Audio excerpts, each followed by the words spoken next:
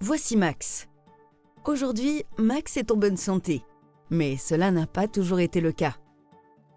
Il y a 3 ans, Max a été atteint d'un cancer du sang, la leucémie. Il a bénéficié d'un traitement qui a augmenté ses chances de vaincre la maladie. Max a été traité avec des cellules souches du sang du cordon ombilical. Les cellules souches ont remplacé les cellules sanguines malades de Max et l'ont ainsi aidé à guérir. Le sang de cordon ombilical donné est stocké dans les banques publiques de sang de cordon ombilical à Bâle et Genève. Les cellules souches appropriées pour Max ont été trouvées à Genève. Souvent, les cellules souches ne sont pas utilisées après la naissance de l'enfant, mais éliminées avec le placenta. Dans le cas d'un don, les cellules souches peuvent être congelées, conservées et utilisées au moment nécessaire du traitement dans le monde entier.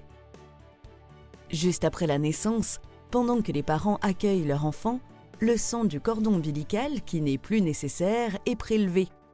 Le prélèvement est sans risque pour la mère et l'enfant et ne fait pas mal. La poche est pesée et le sang est analysé au laboratoire afin de vérifier la quantité et la qualité des cellules souches. Si le don répond aux critères de qualité des banques publiques de sang de cordon, le sang sera conservé. La famille de Max est reconnaissante que leur fils puisse être un enfant heureux aujourd'hui.